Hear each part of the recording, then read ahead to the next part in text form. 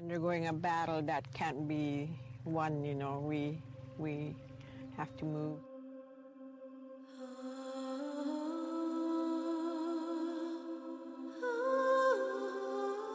We have no place to stay. All our land, our buildings and everything has been taken into the sea.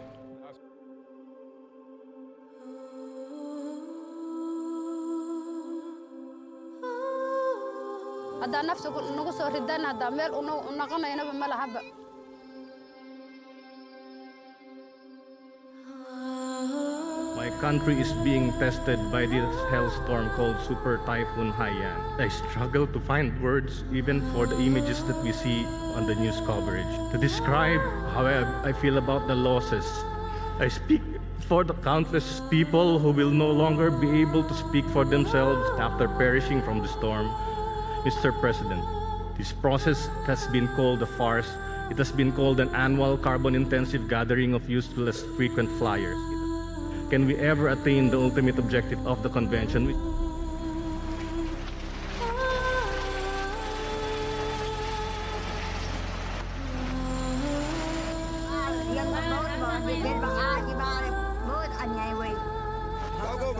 भागो उसके बाद में हम लोग भागे और कूद पड़े और सारे पैसे कौड़ी सब हम लोग पे निर्वस्त है ये खत्म हो गया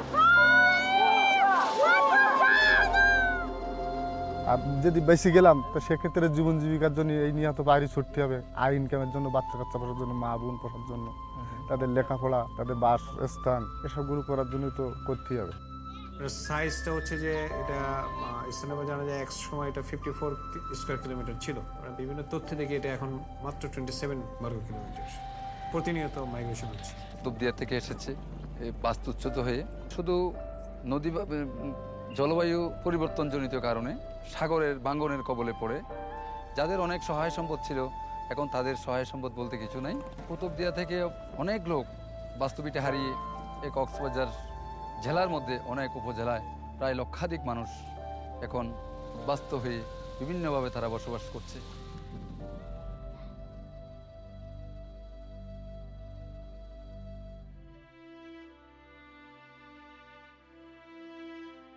At those times when we are expecting bad weather, it's hot and then all of a sudden it's raining non-stop when we thought we were supposed to be having dry weather. And now it's kind of unpredictable, like we can no longer say like this is actually the dry season and this is when we have the rainy season.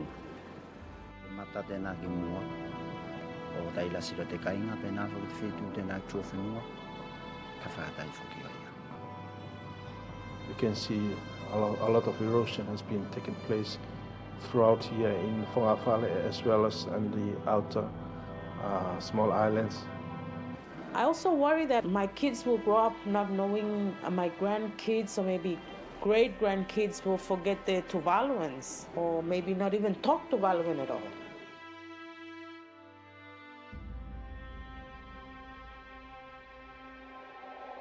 If they go and move us all out, it's got to be the whole community moving to one place, not everybody just splitting up. Because if you really think about it, our village is almost like a family, When something happens, everybody pulls together. We want to remain as Shishmrap. We don't want to disperse our community members to other larger communities. We want to remain together as a whole in a village, a new village, hopefully. A lot of kids are not sure how to deal with this because they're not sure if they're going to move away from their culture, like hunting and doing their camping, boating, those kind of things that they do with their parents. They kind of panic, I think. Because when they say the word move, they think they're going to be gone forever, move away forever and not do the things they do here. Do you know why they're talking about relocating Shishmrap? Bad weather. El cual nos preocupa bastante porque hasta el momento hemos visto que ha desaparecido como un 70% del glaciar, ¿no? El tiempo está cambiando mucho y me doy de cuenta que antes el agua era en abundancia, todo era ya así maravilla como dice. El cual a nosotros nos preocupa mucho porque nosotros vivimos en este sector más que todo con el riego que el glaciar nos proporciona, ¿no? Mis hijos no quieren vivir aquí ya, por falta de agua. Vivíamos como 60 familias. De los 60 familias, 40 familias ya se han ido a La Paz, a otras ciudades. Si no hay agua, la niñez realmente para nosotros es muy preocupante. Nos preguntamos nosotros mismos con qué van a vivir ellos, ¿no? La desaparición del glaciar para nosotros es como una muerte lenta. El agua es vida, ¿no? 10个族呢，就有8个村民小组的一个导领的，现在只发了一点点火，没得好大的用。这我的呀，给这不懂也大个啊，给呀，哎，现在过10万，我有啥子单位的钱呀？你不大个人哪有钱？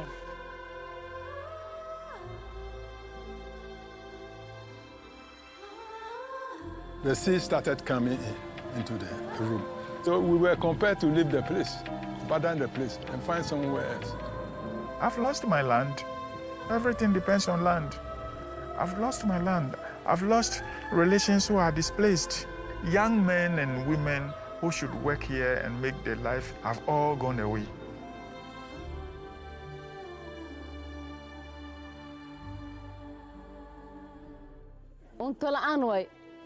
There's nothing to eat in a drought. It's a famine. And there's no rain. If it doesn't rain, how can we grow any food? The land doesn't produce anything, so we're starving. sida ay tahayna markay abaarta dhacdo coosa xoolaha u gurna aan waynay xoolihii ka dambo ilmaha lagu ilaashanayna way baaba'een oo dhaqaalahaadii xoolo iyo beer ay ahaayeen oo beerihii iyo xoolihii ay leedaan runtii nin macnaha haadaan ka dhacay baad la mid tahay. We spotted a dead camel by the riverbed. We decided to eat it, and it made the children sick. They had severe diarrhea and started vomiting after eating the meat, but we still ate it. After 20 days of hardship, a truck arrived and offered to take us to the Kenyan border.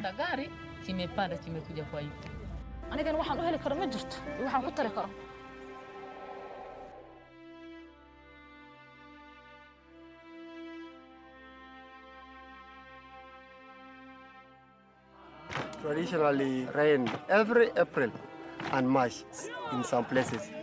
Every August we get rain. Every December we get short rains. But nowadays there is not that formula. You will only manage to get showers possibly 2 years. After 2 years, showers, not rain. A lot of people now are being displaced in the refugee camps, not only because of conflict, but because of drought. They are coming to seek assistance in terms of water, food, health care, and of course, education for their children. Because of unpredictable climatic condition, the changes in climate, more and more refugees are expected to arrive in this camp, in other camps of in the Horn of Africa, and we are getting ready to be able to respond.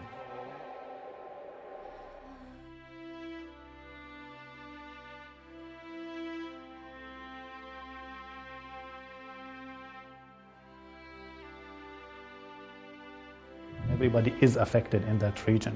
The herders are affected, the farmers have lost their crops. The situation is very bad. This is the third consecutive drought in a row. People have exhausted their coping mechanisms and they're really going through difficult situations. There was water shortages and crops weren't growing, so there's a mass migration from rural areas of Syria to the urban centres, which put more strain. Resources were scarce, which apparently did contribute to the conflict there today. When they were displaced, they went into cities. They started to rebel against the government. The government attacked them. They armed themselves. The international world armed the rebels.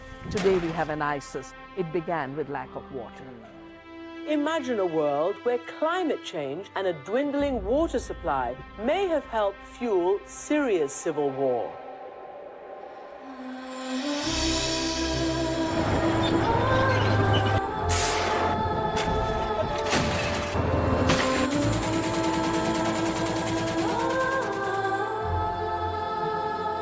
Syrian situation is deteriorating by days during the last 20 months.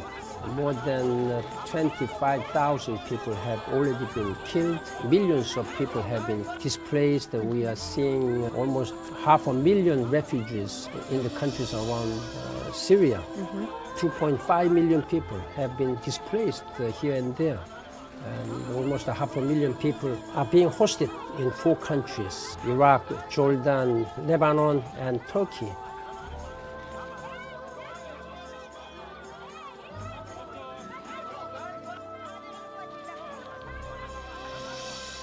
Nearly 1 billion people go to bed hungry every night because of the long spell of drought or flood, desertification process. Africa is, among the various parts of the world, the most vulnerable one. On one side, the continent which has the lower emissions, but it is the continent where we can see the highest impacts. And this in turn generates other effects, social effects. At the end, it generates an enormous pressure to migration to Europe, in particular, and to other countries, other parts of the world, but generates as well conflicts. And conflicts generate degradation, and degradation generate pressures again to neighboring countries. Government so far is not looking at migration. Rather, government is thinking that all their interventions are targeted towards so that people don't move from the area. Don't think of migration as a threat. Think of migration as one of the strategies that can help people to cope under a changed situation where climate stresses are making their lives difficult. We have to mobilize necessary fundings. We have to help many poor and vulnerable group of people because they do not have any capacity to adapt and mitigate the impact of this climate change. Even if we are able to ensure that we stay at the 2% limit in the production of greenhouse gases, the people will still be suffering because of these disasters. So there has to be ways for mitigation of our production of greenhouse gases, and on the other hand, there has to be measures for adaptation for the people, especially from the south. Therefore, finance mechanisms for the climate should really address these issues, not based on loans, not based on corporate investment, but real grants that benefit the poor.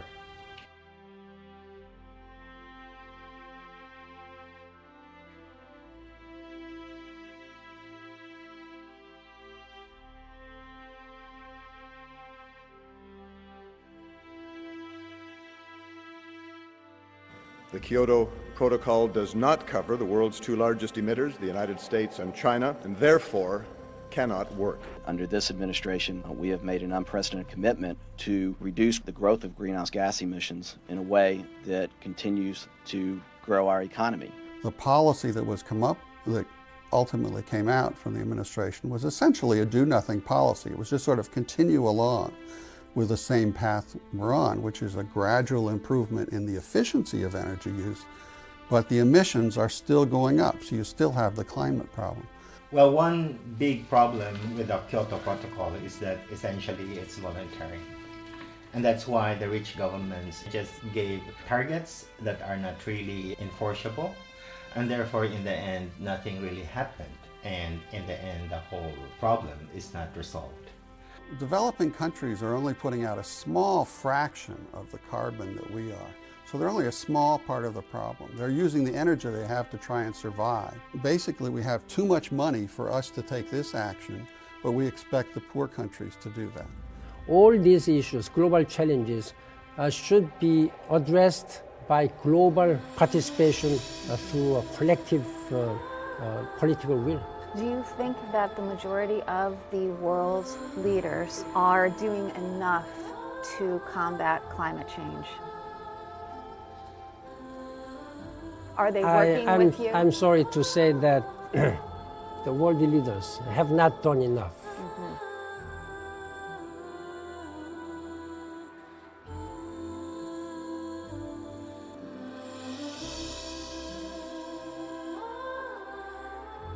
I have been trying to sound alarms that we cannot continue like this way. We cannot burn our way to prosperity without realizing the limit of planet Earth. The fact that climate has been turned into a business, the fact that the governments are captured by these businesses, and as a result, you are not able really to address the root causes of the climate crisis.